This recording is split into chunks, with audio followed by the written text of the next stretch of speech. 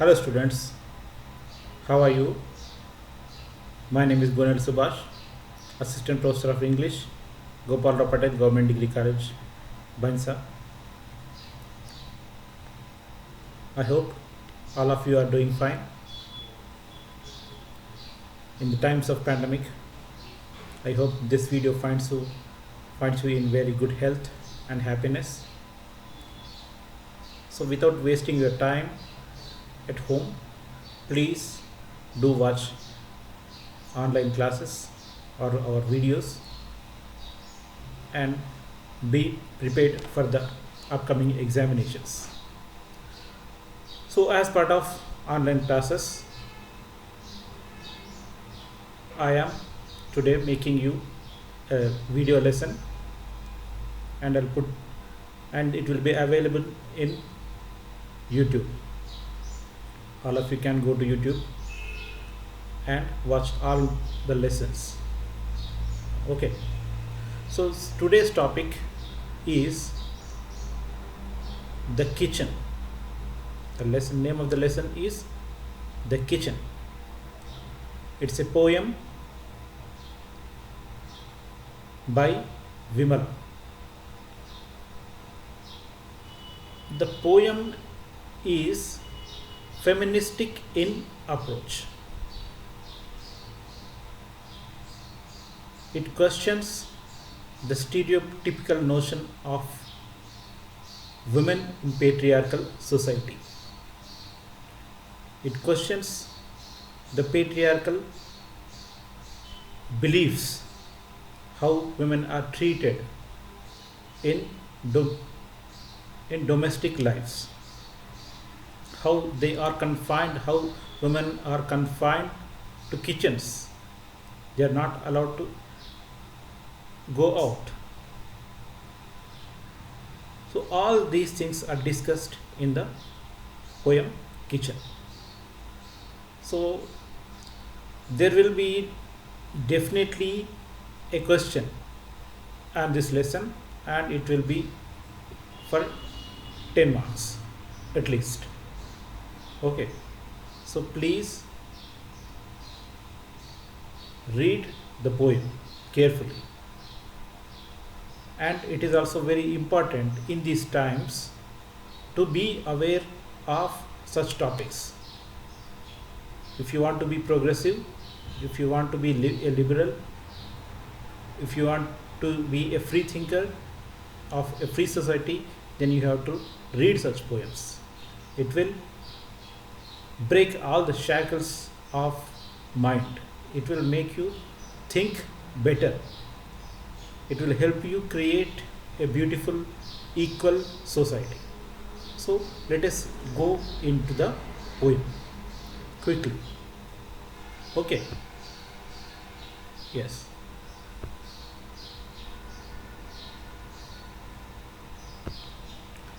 I will read it for you. Okay. For once, I will read for you.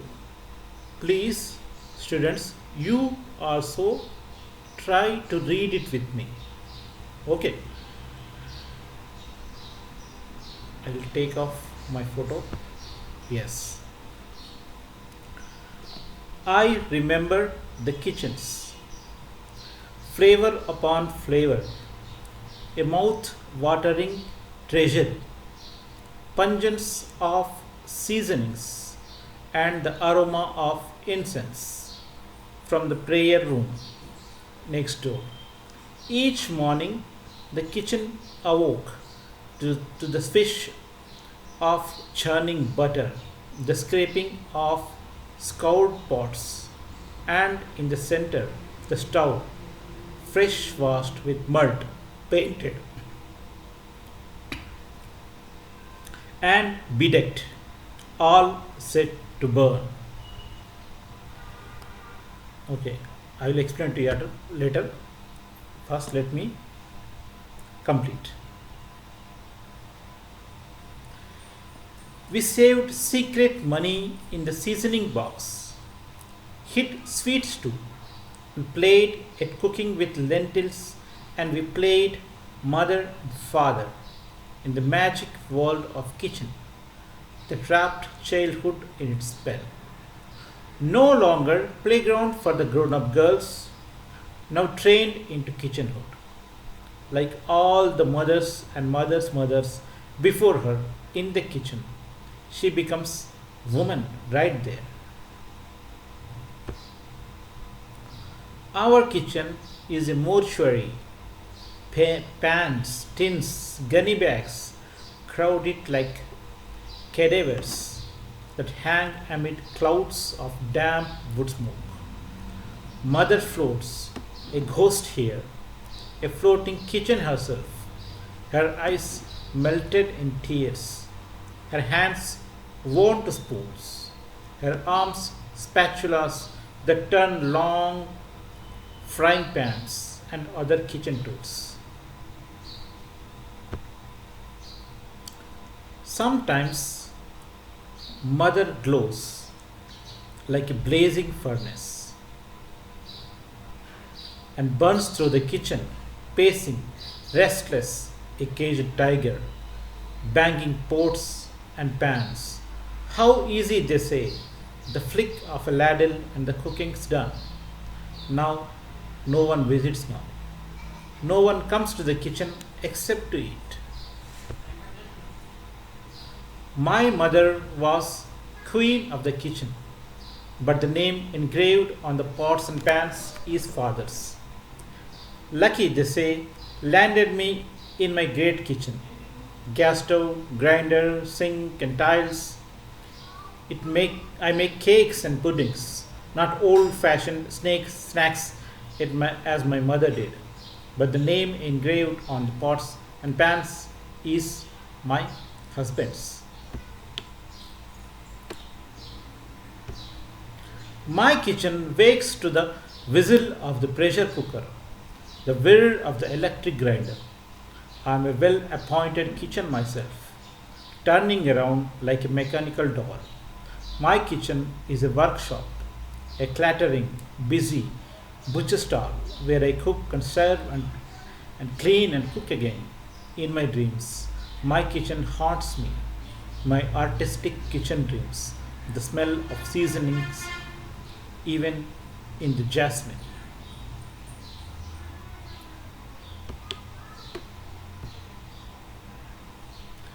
Damn all kitchens, may they burn to cinders. Our lives, eat our days like some enormous vulture. Let us destroy those kitchens that turned us into serving spoons. Let us remove the names engraved on the pots and pans. Come, let us fear these private stoves before our daughters must step solidarity into the kitchens. For our children's sake, let us destroy these lonely kitchens. So, this is the poem name. What is the name of the poem? Kitchen, written by Vimala. So, by reading, you must have understood by now what is it about. It is a rebel song, a song of defiance against patriarchal norms. It's a song of freedom. The woman or the speaker in the poem is shrieking out very loud to express her displeasure towards the society which treats women as prisoners or slaves prisoned inside the kitchen, and how they do not have respect for their work. Okay, the poem starts with a nostalgic moment of the poet. The poet is remembering her childhood. How was it in her childhood? How was the kitchen in her childhood? What kind of memories does she have about her childhood? So look at the stanza, first stanza. I remember the kitchen's flavor upon flavor, a mouth-watering treasury, pungence of seasonings and aroma of incense from, from the prayer room next door. So in her childhood, she remembers kitchen as beautiful place. You can smell the flavor upon flavors that are being cooked in the kitchen by mother. A mouth-watering treasure, so many delicacies in the kitchen, the seasonings and the spices, the aroma of spices. The kitchen was always filled with aroma of spices, seasonings. It's all actually a treasure of food, a treasury of mouth-watering food. And attached to the kitchen was prayer room. From there, incense, the smell of incense, mixed with the smell of the seasonings and the spices, made her day a memorable kitchen. That's how she remembers of her childhood. Because still she is innocent, because she doesn't know as a child what kitchen holds for her, what kind of ill treatments or horrors or atrocities does a kitchen hold for her. She doesn't know as a child. So as a child, she loved the kitchens, the swish of churning butter, the scraping of scoured pots, and in the center the stove, fresh washed with mud, painted and bedecked, all set to burn.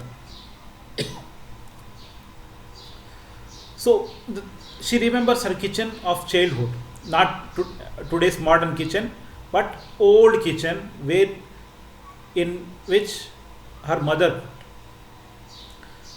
So it was a mud painted stove. Her mother doesn't have this gas stove, so she used to cook on old fashioned style. Okay. And we saved secret money in the seasoning box. Hit sweets too. So for women, the kitchen is also a treasure where they can hide their secret money. And there are sweets too, sugars, sweets that are made for children. They are stored in the kitchen. So for her, as a child, it was almost a heaven. It was everything. And played at cooking with lentils, and we played mother and father in the magic world of kitchen. So for her childhood, the kitchen was a spell. It's magical. But as she grew up, she came to know that all she thought about kitchens in her childhood is not that romantic, not that beautiful, not that magical, because in reality it is different. In reality, the kitchen is not a very enjoyable place for girls. No longer playground for the grown-up girls, now trained into kitchen. When the girls reach adolescent age, they are forced into the kitchen. They are made to learn cooking, washing, and all kinds of things. They are they are no longer allowed to play. They are forced or instructed to assist their mothers, so that they can learn all the cooking which is helpful for their marital life, where they would be cooking for their husbands. So they have to learn before they get married. It is like a labor, bound labor, like all mothers and mothers. So it was the case with her mother and her mother and her mother. All the girls are entering into the kitchen at younger ages and learning to cook.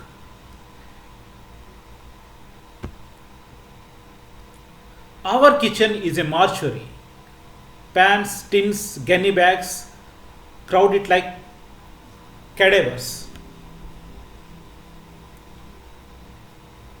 So now, as the childhood is over, now as she entered adolescence, now as she is expected to cook in the kitchen, her outlook of the kitchen has also changed. It is no more a magical place. It is no more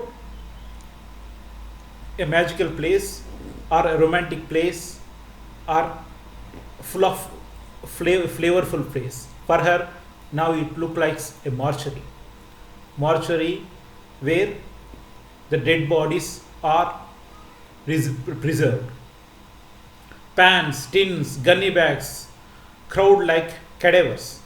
Cadaver means dead bodies. So kitchen is always crowded with all these things. And in the kitchen, the women folk, they have to stay all alone. That hang amid clouds of damp wood smoke. It is already clouded with these gunny bags, pans, tins, that looks like a mortuary, and moreover there is wood smoke burning the eyes of women, the burning eyes of mothers and sisters while they are cooking. Mother floats a ghost here. So in this mortuary kind of kitchen, in the wood smoke, amid this wood smoke, mother is like a ghost. She is not human being anymore. She is a ghost. He is being compared to a ghost, not human being, because she is all alone, living in this mortuary of a kitchen. Floating kitchen herself, her eyes melted in tears. Due to the wood smoke, her eyes have melted with tears. Her hands worn to spoons, her arms spatulas that turn long into long frying pans and other kitchen tools. She is always in the kitchen. She is moving in the wood smoke like a ghost, as we see in the films. So the description is no more magical. As the speaker has grown up now, as an adolescent girl, the kitchen is no more a magical place. As a child, it was magical, but when she grew up, when she came to know the reality of the world, now the kitchen is like feels like a mortuary to her. In that mortuary, her mother, like all other mothers, dwells like a ghost, cut off from the reality of the world, living always in that damp, hot, smoky kitchen. Sometimes mother glows like a blazing furnace and burns through the kitchen, pacing, restless, caged tiger, banging pots and pans. How and mother was always, she was like a caged tiger, as poet remembers. She was always like a caged tiger. She was like a tiger caged inside the kitchen. She is not, who is not allowed to leave the kitchen. So she was some way she was furious, some way she was restless, always restlessly pacing, restless in the kitchen. She wanted something, maybe freedom. She wanted to be out of the kitchen for some time. She wanted to go to some place. She wanted to talk to her friends, maybe, but she was not allowed. She was allowed only into the kitchen, cooking all day long. So she was like a caged tiger, and she was always angry at children, because it was her frustration that made her restless, and made her angry. The unexpressible anger that was inside her was shown through her actions in the kitchen, banging pots and pans. How easy, they say, the flick of a ladle and the cooking's done. But what do women folks say?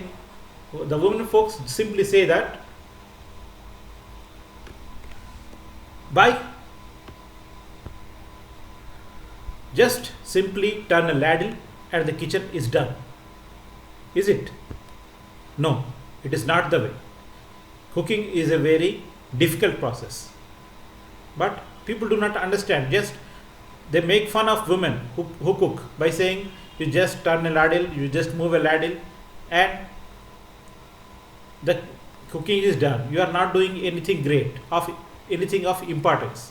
We men folk are going outside, earning money, and we are doing some great job. But what women are doing in the kitchens is very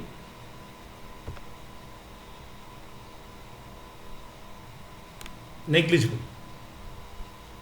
So my mother was queen of the kitchen, but the name engraved on the pots and pans is father's. So though people say that woman is goddess, woman is queen of kitchen, queen of domestic life or domesticity, but in reality it's always father's name on everything. She doesn't own anything, everything is father's. Though she belongs to kitchen belongs to her all day long, all night long. She stays in the kitchen, but every pan and every pot, the name on every pan and pot is father's. Father owns everything, including kitchen, every spoon, every table, every pot and every pan. Mother owns nothing. She only works, maybe as a laborer. Owner is father, and working in the father owned kitchen is mother. She doesn't have a single pot on her name. Every pot has name of her father. Luck, they say, landed me in a great kitchen. Now it comes to her, the poet's kitchen. Now she is grown up, she is married to maybe a modern family, a good family, a rich family maybe. Now her kitchen, how is her kitchen? Now her kitchen has gas stove, grinder, sink, tiles. It's a modern day kitchen. It has every facility one needs. Now I make cakes and puddings. The poet makes the modern kinds of soft delicacies, like sugary delicacies, like cakes and puddings. Not old fashioned as my mother did. But the time engraved on the pots and pans is my husband's. But we have changed as a society. Technologically, we have progressed. We have been modernized by the technology. We have been sophisticated by the technology. Now, compared to the older times, our grandmother's times, our mother's time, now the kitchens are a way too easy to handle. There are so many electric gadgets which help us reduce the pain and suffering or labor of a woman. But still, the mindset of the society, the patriarchal mindset of the society did not change. Because symbolically she says, but the name engraved on the pot and pan is my husband. She cooks all day in the kitchen, still all the pots and pans bear her husband's name, not her name. So in this case also, like that of her mother, the original owner is a man, husband, not woman or wife. Woman is just a worker in the kitchen. She has to serve her master, her husband, or her children, male children.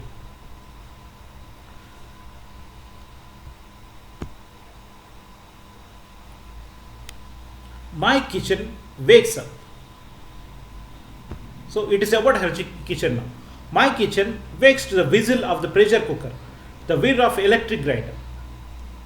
So unlike her mother's kitchen, which was very old, it was full of wood smoke and the gunny bags or maybe dung cakes. Her kitchen is now modern. She has pressure cooker. She has grinder. So now the work is reduced, but I'm well appointed kitchen myself, turning around like a mechanical doll. My kitchen is a workshop, a clattering, busy butcher stall where I cook and serve and clean and cook again. So for her mother, the kitchen was like a mortuary. For her, it is like a mechanical workshop. No human presence here. Here also she is alone, always like a mechanical doll. She is cooking, she is clattering, she is cooking and cleaning and cooking again. Not any help, nobody is helping her. Neither husband nor in-laws, nobody. She is all alone in the kitchen. The technology has changed our kitchens, now, but not the mindset of the people. The people have not changed. The technology has changed.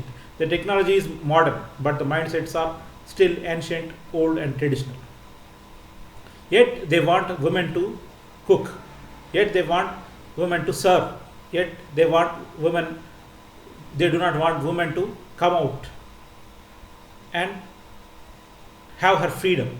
She is always caged inside the kitchen. Maybe old kitchen, poor man's kitchen, modern kitchen, or rich man's kitchen. Everywhere the condition of women is the same. They are treated as prisoners inside the kitchens. Sometimes they are mortuaries full of smoke and gunny bag. Sometimes they are full of sophisticated modern day gadgets like a mechanical workshop. But what doesn't change is the mindset of people who think that women are inferior, women are bound to cook, and only women should cook.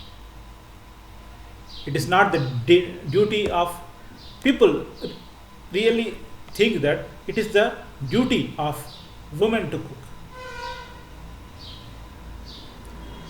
It doesn't come to their mind that men also should cook, or at least men should come into kitchen and help their wives or mothers. If some person, a husband or a son, comes into the kitchen to help his mother or wife, the society doesn't appreciate it. He is chided, he is sneered at, he is mocked at for being effeminate or being too feminine, because male or men are not expected to enter the kitchen or do daily chores. So here the poet is saying, damn all the kitchens, may they burn to cinders. Our lives eat our days like some enormous vulture.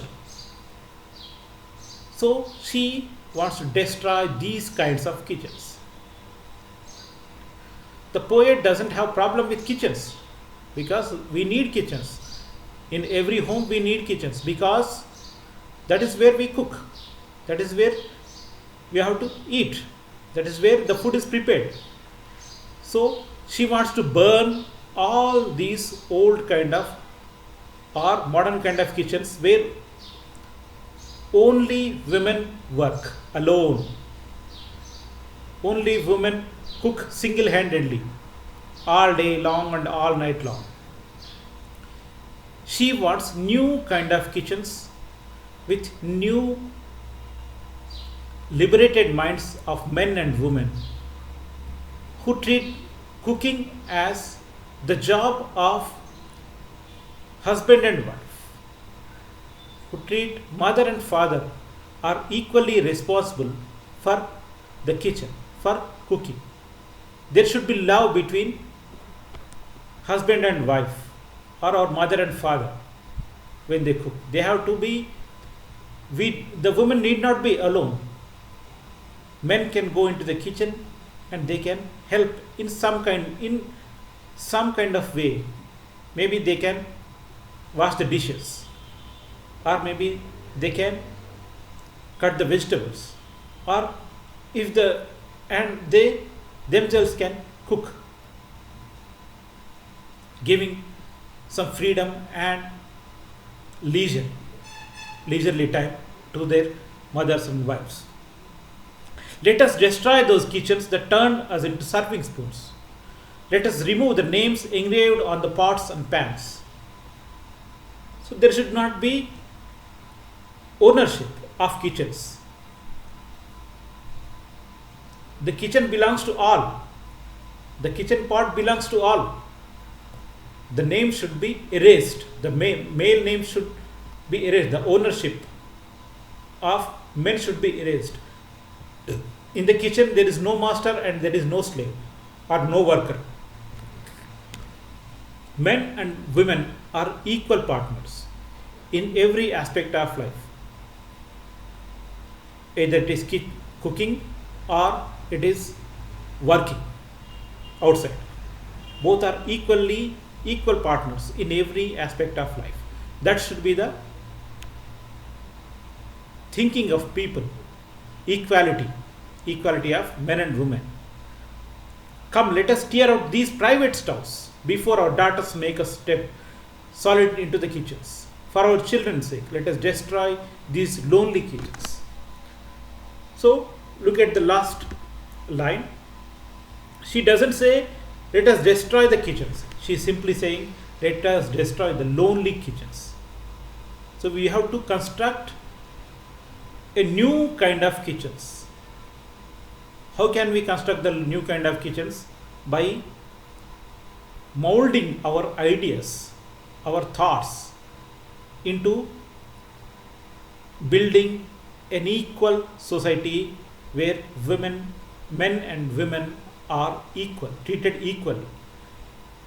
There is not a master and worker relationship between husband and wife, but there is partners. Husband and wife are life partners, each holding equal share in every aspect of household chores and life. So this is the poem Kitchen. I hope you understood.